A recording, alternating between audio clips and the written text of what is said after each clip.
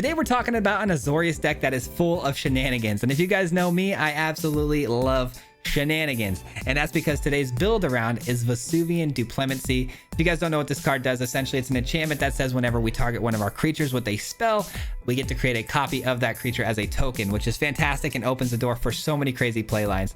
We have an early game presence with things like Illuminator, Virtuoso, and Ledger Shredder that we can copy a bunch of times, which can close the games out themselves. But they also have connive abilities, which opens the door for disturbed effects, which we have plenty of creatures that have double disturbed effects that can come back from the graveyard as playable auras. We got things like the Mischievous Catgeist and Catilda. Catilda being special as well because Catilda can finish a game in an instant because we run things like Brine. If you don't know, Brine is a creature that comes down as a 1/1 spirit, creates another spirit when it enters the battlefield, and when we target it, creates another spirit, which if you pair that with Vesuvian Duplemacy, you're going to create that spirit, another Brine, and another spirit. So Catilda gets absolutely massive. It's insane. It's pure shenanigans, pure joy, and this deck is really nuts. But we are going to do a full breakdown at the end of today's video, of course. In the meantime, in the links below, there's a full deck list, and if you guys enjoy content just like this, if you wouldn't mind giving it a like, subscribe, all that good stuff, it helps so very much, and I'd greatly appreciate it. With that being said, though, guys, enjoy today's games. We'll see you at the end. Peace.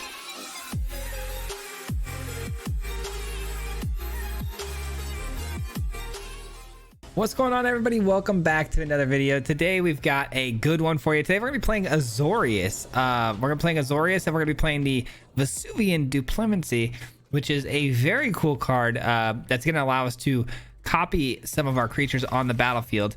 We've got some great choices. We've got Virtuoso, which is really the main card we're trying to copy today. Virtuoso is fantastic in this build. It's a great target for a lot of spells. Obviously, Shore Up, we can kind of tempo out with it. Also, it does a really good, great job of conniving, which is very important to finding the cards that we need. We did just draw into a fourth Virtuoso, which is a horrible way to kind of start today's game, but hopefully, I mean, the next play here from our opponent is probably going to be some like Liliana, I would imagine. So if it is Liliana and a minus, Shore Up's not going to do a whole lot for us. So let's play a second Virtuoso here, so we have something to sacrifice, and then we can attack into Liliana, killing it. But man, we would really appreciate a land as opposed to a fourth Virtuoso. But hey, beggars can't be choosers. We're going to get the Virtuosos anyways, with the Duplemacy, so not a big deal. All right, there we go. We found the land. Love that. Let's go ahead and drop off the Catilda. Catilda is going to be a fantastic card later in the game to attach to the Virtuoso. We'll end our turn here, and then, well, hold on. Do we try to avoid the Liliana play again, or do we focus in more on protecting it with Shore Up? We've now seen Hero's Downfall, which is a kill spell, but I've got to imagine most of their spells are going to be more sacrifice type of removals. I don't know, man. I don't know. There's no Invoke Despair coming.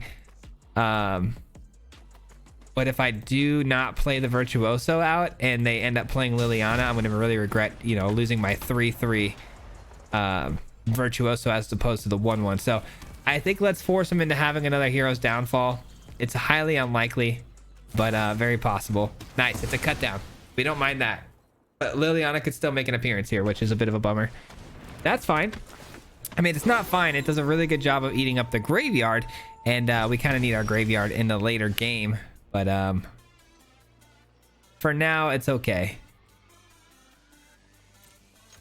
All right, let's get this in here. We kill out the werewolf there. I don't know why we are not drawing into lands right now, but it's really kind of a bummer. I think we just kind of keep rinse repeating here, but if we find ourselves getting hit with the Meat Hook Massacre at this point, it's going to be a lot worse. I don't know what to do here. I guess I end our turn and then we let them try to Meat Hook the board here, and we Shore Up to save our Virtuoso. It's tough, man. They have so many options that I gotta really be worried about, but looks like the opponent actually is just gonna play out a 2/3 body, which is great for us. Let's do we end a turn or do we Shore Up? I'm gonna go ahead and end a turn. There's the land drop. Perfect. Okay, we're finally getting some land drops here. We can play out Catilda now. and we can look to shore up as well. I don't want to play out the Duplemency right away because I want to make sure I have some mana left over to hit the shore up.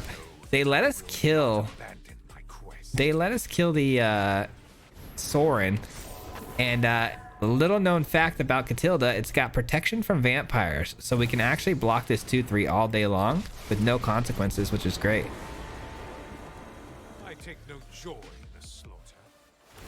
It's necessary. A +1 here, looking for land, I would imagine, and I would also imagine that their next play here would probably be something Blood for knowledge. like Invoke Despair. All right, nice. We find the land. That's huge. That is so huge. Okay, let's go ahead and get down the Duplemency. Let's actually, I need that for blue, don't I? Okay, well, let's go with this. Let's attack in here. Got to get rid of the Sorin, man. The Sorin's a bit of a problem, I can't lie. A bit of a problem. What's really nice though here is that I can start making copies of the Virtuoso, which really is the whole game plan of today's deck. So it's about to be online and we're about to do our thing. Even if they hit us with an Invoke Despair, and if I shore up, I can go ahead and create a second Virtuoso to sack, and I can also sack the Katilda as our oh, actually I cannot. It's not an enchantment creature. I'm sorry. I can sack the Rafine's Guidance though as our enchantment, which is really nice.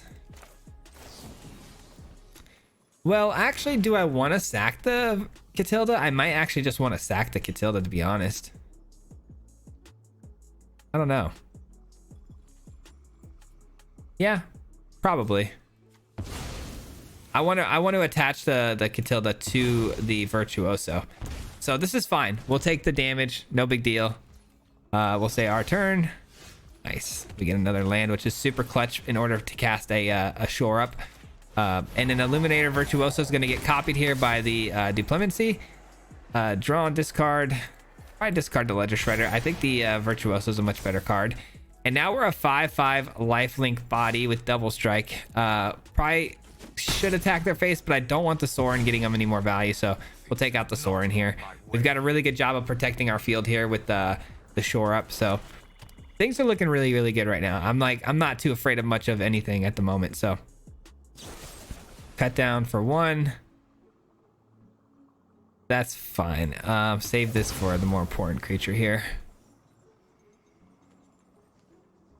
I hope they play out. Okay, that's fine. All right, we go here. Create the copy. Guidance is a perfect card to get to the graveyard. And we try to look to finish here, to be honest. We're at a 4/4 right now. Let's make this bigger. Hopefully we can get this big enough. We should be able to with all the conniving that we're going to be doing here. Connive this away. It goes to a 5. It goes to a 6. That's lethal. And that'll be GG's. Let's go, man. We take down Mono Black in our first game. Absolutely love it. Feels good, man. Feels good. On to the next one. We're doing the Duplemency thing, man. It's working out. All right, a fantastic first game. Able to make a couple of copies of the Virtuoso.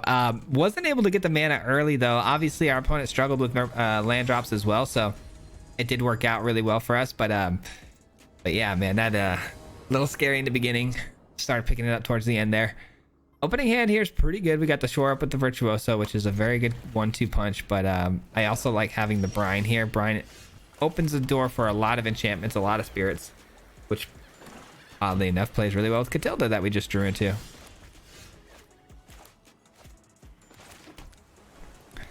Another mono black deck. I think I want to be able to protect these, so I'm going to go and pass the turn here. I don't think I want to play them out into a removal spell here, especially going second. Doesn't feel great. Sure, turn 3 here is going to be in Liliana. Yep, there it is. That's what I was more expecting of our last opponent. I thought for sure we'd be seeing Liliana on that turn 3. Actually, I don't want Liliana to be able to take advantage of its minus ability very easily, so I'm going to actually go ahead and dump off Katilda here, because Brine is going to create us 2 creatures as opposed to 1, which is going to be a much better option to play out over, let's say, a Virtuoso, because again, the Virtuoso just gets minused and we're kind of toast here. So let's play out the Brine here, give them a spirit token to sacrifice to the Liliana's -2. Liliana's a tough card to play around, man. It really is. But we should be okay. Hopefully they maybe even remove this off the field, and then minus after that we play Virtuoso, and then we can reattach the Brine to the Virtuoso, creating another body as well. Or they just meat hook the board, which is a very clean answer. Very clean answer. Bummer. Bummer. Don't overthink things. Ledger Shredder's interesting, but I still think Virtuoso a much better card here. Again, I really got to be able to avoid the opponent's -2 here with the Liliana, so let's just go ahead and create a Spirit.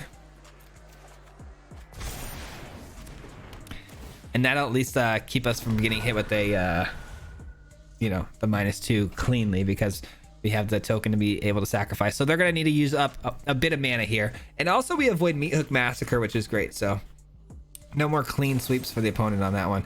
Cut down though, pretty cheap removal there. That's a bit unfortunate. I wonder what Liliana does here though. They're probably going to try to get this thing alted, so I would imagine they'd plus here, but that would mean they would need some sort of answer for the 1/1 Spirit. Otherwise, I'm just going to go ahead and attack into Liliana, keep its loyalty down.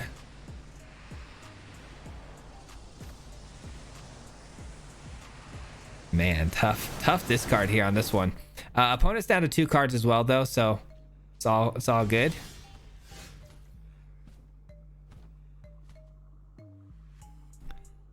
All right, not sure what to do here, to be honest. Not sure at all.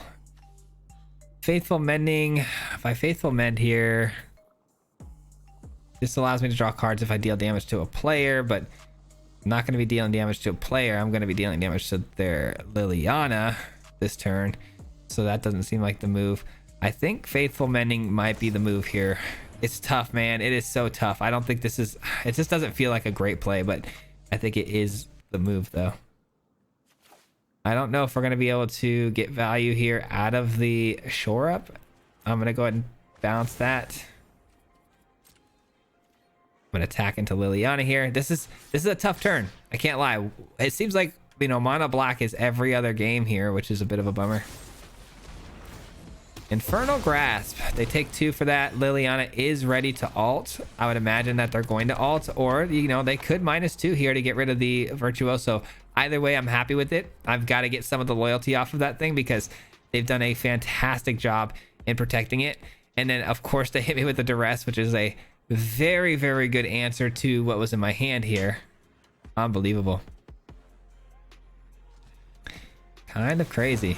They -6. Okay, so they're going to actually alt Liliana here and lose it all to get a couple of permanents off the battlefield here, which I'm okay with, to be honest. If they want to split up my lands here, that, you know, so be it. If I find 1 land off the top here, I can give Virtuoso the ability to draw cards when it deals damage, which, you know, that's all I really need. Gotta be careful because you're actually choosing to pile to sacrifice, not to keep. Nice, we find a land, so all's well that ends well for us here. We're gonna be able to draw, you know, multiple cards here, which is fantastic. And we're right back in this thing. Right back in this thing. I think alting the Liliana there was a little greedy, to be honest. I think maybe a simple minus would have done the trick, but the opponent just goes straight for the alt there, losing their Liliana. I'm curious to know what they take here. Catilda's pretty far from being able to be cast. Yeah, I thought so. I thought so. Can't really attack into this anymore. It's a good body. It's a great body to block with, so I can't really send Virtuoso in, so I'm going to go ahead and just pass the turn here and create a 4/4 flyer that can make a good block on it, but we'll see. We'll see how this pans out. If the opponent has more removal, it's going to be a bit of a tough one. I need to be able to target the Virtuoso 1 more time to get another decent connive, and then we can get through this Trespasser no problem, but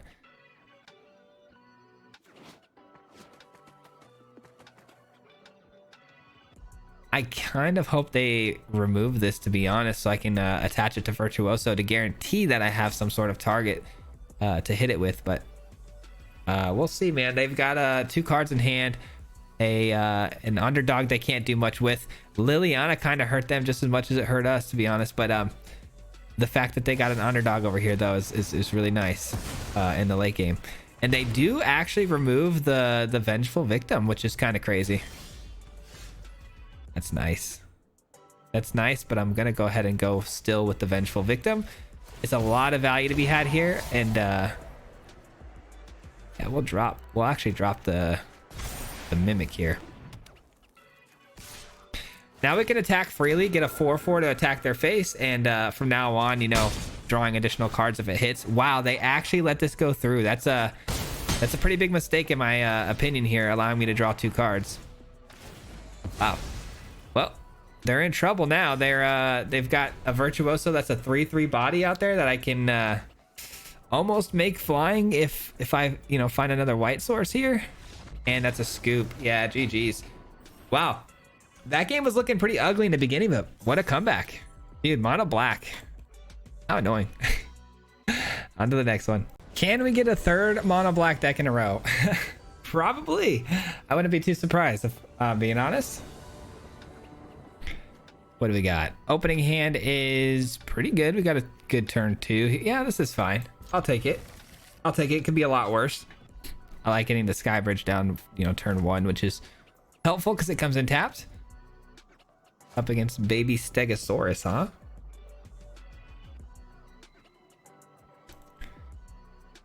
And let's get the tower in. They did take a mulligan, it looks like. And we're up against blue. Hopefully not mono blue. That would be a little bit unfortunate. If it is mono blue, what card would we want to play here?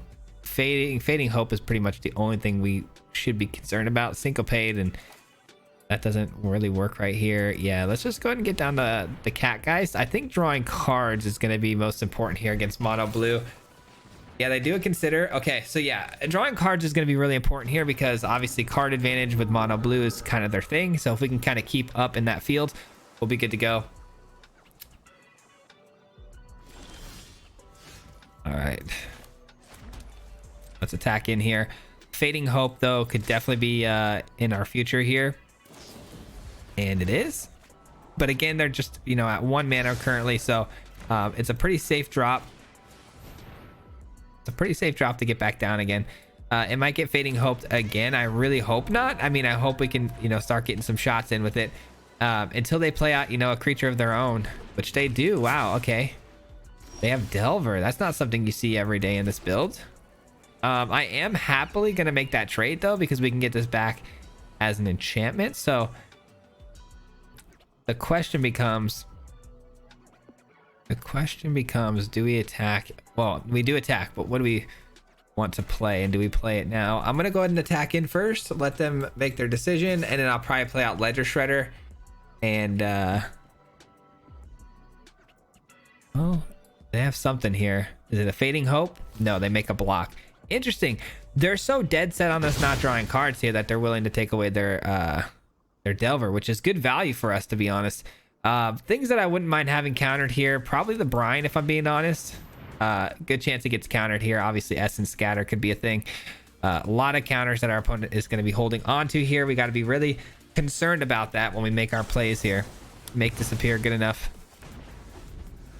Make Disappear, Syncopates, Essence Scatters. They're going to have the entire plethora of counter spells. So we got to go ahead and be very, very careful about how we proceed. I'm going to go with the Catilda. Again, the things I want countered, we're going to play out first. That way they can come back later as enchantments. And then we'll play out these guys a little bit later, hopefully after we deplete their hand here. There's the Syncopate. Beautiful. That opens up the door for a Virtuoso. And Virtuoso, now we can throw down the Catgeist onto that and draw 2 cards as opposed to just 1. I think we're playing this pretty well. We're trying to tempo them out here, trying to figure out, you know, what to play around. But they did just take the card right off the top of their deck, which means that they like what they saw, which is a bit of a bummer.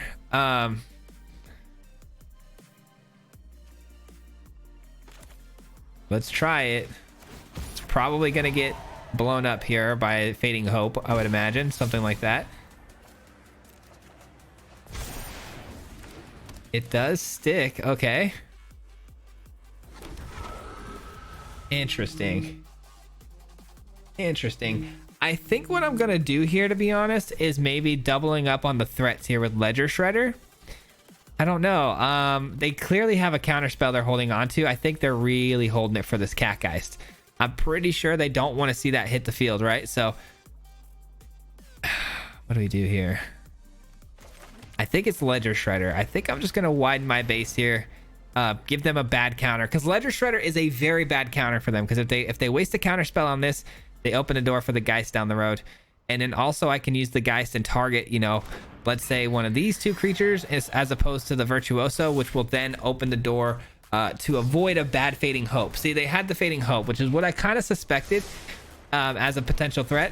So I'm really, really glad I did the way I did it, because again, if I put the Catgeist onto the Virtuoso, we get blown out. All right, make disappear hits. Sorry, my dad's calling me right now. I can't answer it though, obviously. All right, we got a shore up. That's huge. That's actually huge. All right, let's go and put this on the Shredder here. A little bit of a bummer that we lost a Virtuoso to that make disappear. Impulse is fine. We don't mind that. They're gonna draw a card, right? Just one, or yeah, look at the top 4 cards. Put one of them into their hand. Could be a counter spell though. No counter. Okay. No counter spell. Let's get in there for an attack here. We draw a card. Super helpful. It's a land. We'll take it. End our turn. We've got shore up again to avoid hopefully a third Fading Hope. Pretty unlikely that that's going to happen here, but we can use it for some combat trickery. That's for sure. Opponent's only got 4 lands, 3 cards in hand. I like where we're sitting at as far as value goes. Gonna be tough to get through that though. That's a bit of a nightmare of a card to deal with. Hopefully we can connive big enough to present something that they don't want to see. All right, end our turn.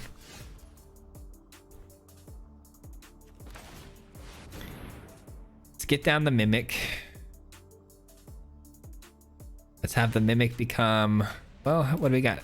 Not much in our graveyard, right? Let's go ahead and make it a Shredder here. Let's make it a Shredder. And let's play this out. That way we can connive. And then hopefully, you know, making this a little bit bigger. Hopefully finding an enchantment here. That would be the best thing. You know, getting something to the graveyard. Hopefully an enchantment that we can replay. They do counter the Rafine. That's fine. It doesn't get exiled, so I can replay it later. It's just more value down the road. It's a land, but it's okay. That's for that Ledger Shredder. Hopefully this Ledger Shredder finds us something. There we go. Beautiful. This one goes to a 2/4. And we pass the turn. Hopefully they attack into us, opening the door for us to return fire with our Shredder to draw cards. Of course they find an Impulse though as one of their cards off the top.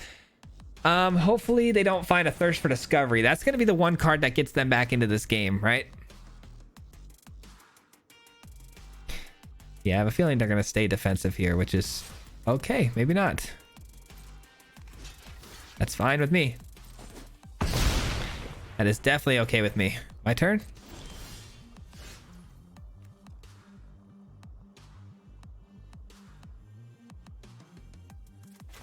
All right, we do avoid the Fading Hope, so this should be fine.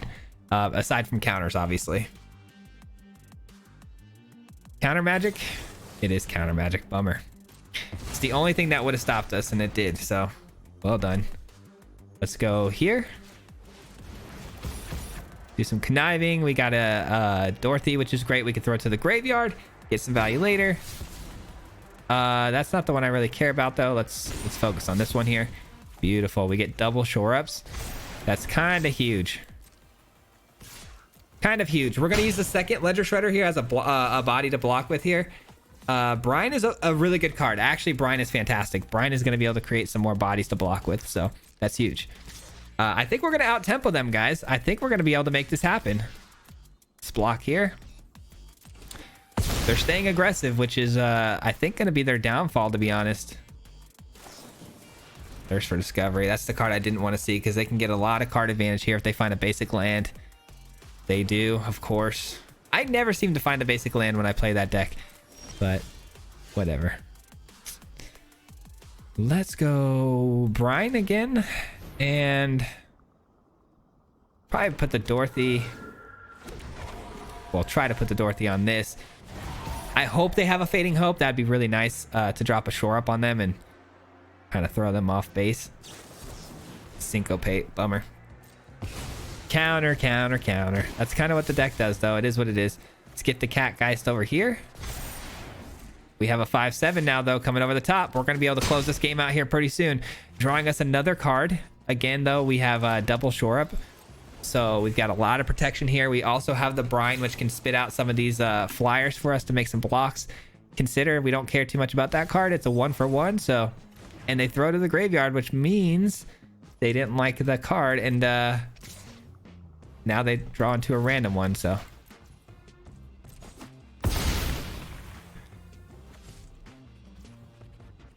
All right, here we go. Wish me luck, guys. We can hopefully close this game out. I am going to go for a greedy play here, which is going to be the Mimicry. If I get this Mimicry off on the Ledger Shredder here, being able to make another Ledger Shredder every single turn is going to be fantastic. Again, we hope for the Fading Hope because we can blow that out with the shore up. But aside from that, if it's a counter, we're in a bit of a bind.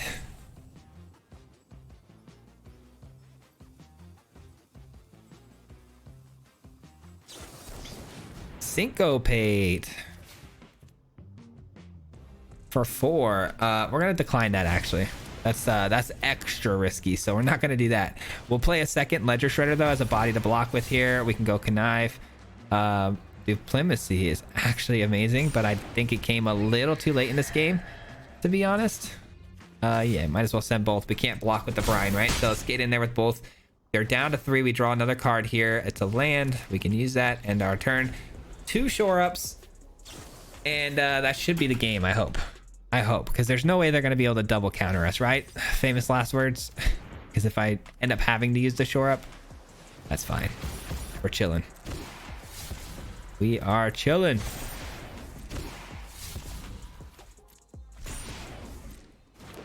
All right, they're going to play defensively now, though, so it's you know, less likely that we get the damage through that we want.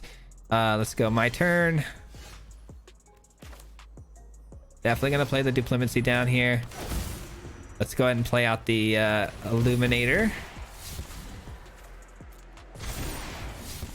That's not bad. I love that. That's huge. And now we've got a 6/8 flyer that can draw us cards. I think we just make a bunch of double strikers, right? And try to win the game. Or we could just make a bunch of flyers. There's a lot of ways we can go about this, but I think this is a again, let's make the most amount of creatures possible. So if we actually copy the Brine, it's going to copy the Brine, which then gives us 2 spirits, as you just saw. So now we can go extremely wide here. We don't want to attack in this turn because we've only got 3 attackers, so there's nothing really to be gained off of that. No attacks. We'll end our turn, and then we'll hit a shore up on the Brine one more time, and then from there we'll have like 15 attackers coming in next turn, which should be able to close the game. The Brine is actually super good paired with the Diplomacy, man, because if you copy the Brine gets copied and comes down, and then it creates another spirit, which is great. And you just targeted the Brine, creating another spirit. So a lot happening there, going wide. So GG. All right, that was a good game. I'm actually really I'm really happy we're getting the matchups like the mono blacks and the mono blues, because I wanted to see an honest take on how this deck would perform, and it's nice to know that we're doing well against, you know, meta decks, which is great. It took a long time to get this deck together, so I'm happy, very, very happy. All right, nothing for turn 2 here, and then we've got a Brine on turn 3. It looks like we've got green showing here, which means more aggressive. Okay, so this is going to be runes, I would imagine. Let's get the Brine down. It's a good chump blocker, but unfortunately the Kami has trample, so there's nothing really to chump here. We just maybe keep spamming more of these, but not the greatest creature for us to copy when they're 1/1s up against a Kami. Maybe we're overthinking it though. Maybe Kami's not going to get too big, and then maybe they also go a little wider with things that don't have trample. I'm sure there's a lot of things that you know, the Brine will be good for. But a couple of shore ups is nice with the Vesuvian Diplomacy. Hopefully get a couple of targets off here. Maybe we can surprise block too with the shore ups.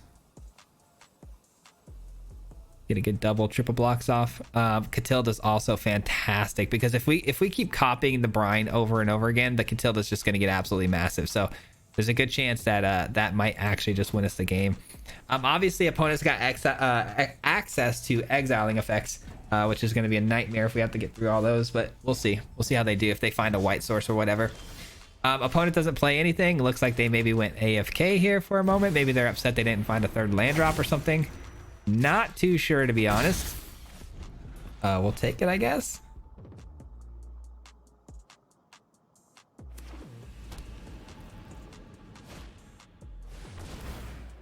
All right, so it's starting to look more like a mono green deck with that fight rigging coming down, but I'm very shocked that they played the Passaggio down as a land as opposed to blowing up the Vesuvian. I'm very shocked at that.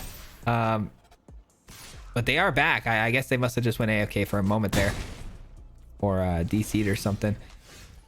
All right, Catilda seems like a really fun play, like I said, and then hopefully we can surprise them with the shore up on the brine, because if we shore up the brine here, we create 1 spirit for targeting it, additional spirit for another brine coming down, so that's going to be 3 additional spirits, making this into like a 7/7 or an 8/8. I'm not too sure just yet, but it should be big enough to block the Kami, that's for sure. And we'll shock them here with this block. Another fight rigging. Okay. Well, maybe we won't shock them as much as I thought. Well, I got 2 of them. Actually, yes, we will. We'll have plenty. We'll have plenty. 5, 6, 7. All right. Yeah, we're going to probably need to use both of these shore ups. We'll see. But let them commit to the attack first here. They get a Titan.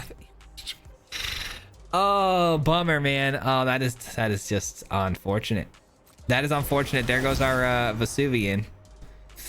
There goes our Vesuvian, but we will get the last word before it goes here. Bummer, man. Actually bummer.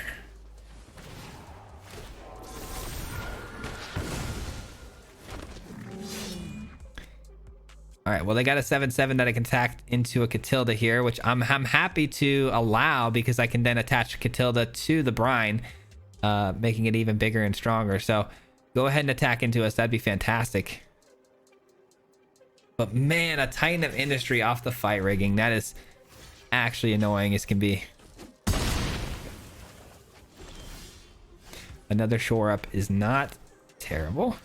Let's go and attach this to the brine. The brine's going to be absolutely massive here. We're going over the top for 9/9 lifelink. So I'm feeling pretty good about that. I don't have a great way to protect it though without having any mana on board here, but I also have some great chumps as well. Maybe we start to get aggressive starting next turn with all the flyers, but this can block the flyers, which is why I held them back this turn. I didn't want to throw one at them for no reason. We also present lethal with just the 1 here, so I don't know. Maybe there's an argument to be said that I should have attacked there, but with everything. But we'll see. We'll see how this pans out. I really wish I had the shore up right now because the problem I'm having here is them, finding their way to some sort of removal spell on the brine. Obviously, mono green works a lot more on fight mechanics, so they don't have a great answer. But you never know, man. You just never know. That now becomes a 9/9, and then they get a Ren and 7. So the 2 permanents they found off their fight riggings were absolutely really good for them, especially because they both have reach, which gets around all of our stuff. This seems like a weird attack, to be honest. I see. So they did have some sort of removal spell here. How did that work? This spell costs 2 less to cast if it targets a black permanent. Okay, bouncers. Deals X damage to target creature, planeswalker. X is the greatest power among creatures you control. Attack creature, planeswalker, die. Exile instead. That is a bummer, to say the least. Absolute bummer. Now, if I had the shore up available to us, we win that. We win this game with an absolute blowout. But unfortunately, did not have it. Okay.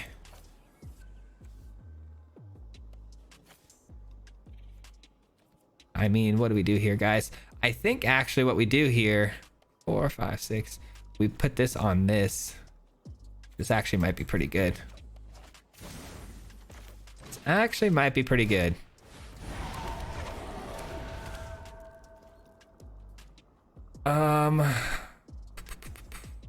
Force them to block the 4 over the top if I attack with this. But then I lose it because I run into their 4/4. Let's see.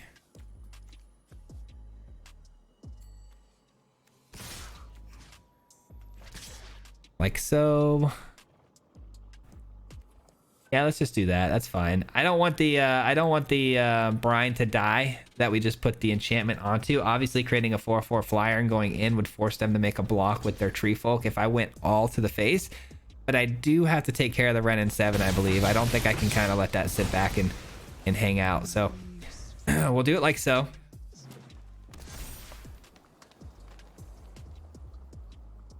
And next turn, if we can go, next turn we can send everybody to the face here. We can absorb some damage as well because we're at 25. So if they want to attack in with their Titan and their Tree Folk, that's only going to help us in the long run. So if they can send a couple of these reach creatures in, I'd be very much grateful for that. Hopefully they don't really understand what Dorothy does until it's too late, because we do create a 4/4 flying attacker, which they would be forced to block, making a 1, 2, 3, 4 over the top. Yeah, it's not looking great for us, to be honest, guys. I'm going to be completely honest. I don't think it's looking super great for us, but we're trying. We're trying to make this work. I mean, they got super lucky, though, with those fight riggings hitting the permanents that they did. And then on top of that, I mean, the Titan coming out first of all things to blow up our Vesuvian was so busted. All right, we're taking 11 here. No big deal. All I know is I'm not too upset about the way this panned out, to be honest. Let's see what we hit here. Another shore up. Another shore up could be interesting, man.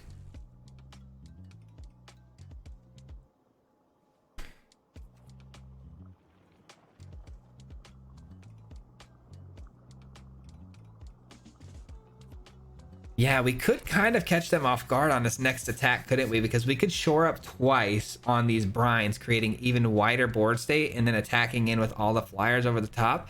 But if we shore up on a brine, we just create 1 flyer. So we'd shore up twice, getting 2 flyers. 2 flyers, which would put us at 6 total flyers. I think I need to attack in here with all of my flyers. And even this. Yeah, let's just send everything. Leave 1 brine back here. I think that's fine. This will this will make them, force them into a bad block against the 4/4 maybe. We'll see. And then they take 4, and then let's see, we're left with 4. After that, we shore up on the brine, creating a 5th. Do we give the kind of want to get rid of this as a potential blocker. Kind of want to do that. I don't know if I like that necessarily, but again, it takes away a potential blocker next turn, and then I can shore up on this, creating 1 more flyer and getting in for the win if they want to attack with their Titan. I hope they don't attack with their Titan, obviously, because if they, I hope they do. Because if they don't, they'd be able to block, just enough to keep off of lethal. Hopefully they get a little cocky and confident here, and they just send the Titan through. Fight rigging it twice is going to make it a 13-13. Well, yeah, this is going to be a tricky one, man. We're going to have to make a block here at something. Actually, this gives everything trample, doesn't it? I just realized the Glorious Sunrise is probably going to blow us out here. I was thinking so hard about the current board state they have here, but if they actually give everything 1/1 and trample, I just die here, which would be super sad. Hopefully they go for the card draw and get greedy, but I highly doubt that's going to be the case. The 1/1 and trample would definitely close out this game for them. Well, I'm pretty happy with the way we did things. There was nothing we can do about this. Again, they got a little bit, clutch cards off the top of their fight rigging. So it is what it is, man. We tried our best. Not going to be able to do anything about this, unfortunately. Let's go ahead and give the shore up here. And I actually misunderstood that shore up the entire time. It looks like this actually needs to be targeted by auras to be able to create those 1/1 flyers. So I was actually spitting nonsense that entire time. That'll happen when you play a new deck every day. You forget, you know, little nuances about your own decks when you're playing them. But yeah, I this entire game was saying that I could target a shore up on my brine and create more flyers. But this entire time I couldn't actually do that, because if you read brine, Brian actually states that you need to target it with an aura, which I knew, but I got that mixed up in my head with the fact that Vesuvian makes copies of it. So without a Vesuvian down, the shore ups don't actually do what I was intending them to do. So that's why I got a little confused there, was saying those sorts of things. But again, opponent had a great deck, mono green, well done, good stuff. Let's go ahead and break it down. That is going to conclude today's gameplay portion of the video. We're going to break the deck down now in full, but before I do so, I wanted to give a huge shout out to everyone who's made it this far into the video. I do appreciate that very, very much. But let's go ahead and talk about today's list. So we knew we wanted to build around Vesuvian Deplemency. Obviously, this is the card that we're heavily focused in on today. I thought it had a very unique effect, but also, you know, anytime we can copy creatures, we're totally down for that. So this was a 4 of immediately, and from there, I knew I wanted to try this thing out with Ledger Shredder and Virtuoso. And the reason being is because I knew that this card would be an absolute house in the era of Magecraft, where we get a creature down and we target it over and over again. So I knew I needed those main creatures that worked really well with those effects. So Virtuoso being the more particular choice here of, you know, obviously having double strike, and it can end a game very, very fast, especially if there's multiples of these on the field at once. And then from there, it got a little tricky, because there was this idea of, obviously, you know, focusing heavily on the Virtuoso with Slip Out the Back, and, you know, targeting it with, you know, things like Homestead Courage. But there's also this effect of Connive going on. So then I was like, you know, well, maybe we can focus in on maybe graveyard stuff, where we can bring stuff back from the graveyard, which is why Homestead Courage also made a lot of sense. But there just wasn't as many enticing ideas that I liked. I wanted to go a little wider because of things like Liliana being able to just minus and blow something up easily. So I decided in on this Disturbed effect. So it's nice because it plays really, really well with the Virtuoso and the Shredder's conniving ability, getting things to the graveyard. So then I was able to open the door to some auras that we can attach from the graveyard to our creatures. So that opened the door for a lot of different scenarios, and we tried pretty much everything. These Disturbed cards not all of them are great. They're not. We've tried all of them, and this is kind of what we landed on. I really liked Brine. I thought Brine made so much sense in this deck, because Brine with Deplemency, you guys saw how wide of a board state we can create in an instant. So this card was absolutely fantastic in the build. And from there, I knew I had to have Catilda, because it creates a ton of spirits, obviously, and the fact that it's an enchantment too helps. And Catilda plays really well with enchantments. So Deplemency obviously being an enchantment, and all these other, you know, Disturbed cost cards are all enchantments. I knew that Catilda made a lot of sense as well. So we were kind of getting somewhere from there, and I just kind of picked the ones that I really, really liked. Mischievous Catgeist, obviously, for card draw is really good, especially attached to the Virtuoso. I almost put the lifelink creature in here as well, but I thought Catilda was plenty of lifelink, and we didn't need to get any more of that stuff. Somebody from my stream, I can't remember who said it, but they told me to try out the Rafine's Guidance, obviously with Deplemency, because it can come back from the graveyard. So that also had to make the cut. It works really well with the Disturbed stuff. And I knew I had to have some protection, so I went with Shore Up. I thought Shore Up was a fantastic choice, you know, giving hexproof to avoid some of that removal stuff, but also being able to untap and make some blocks is really, really clutch.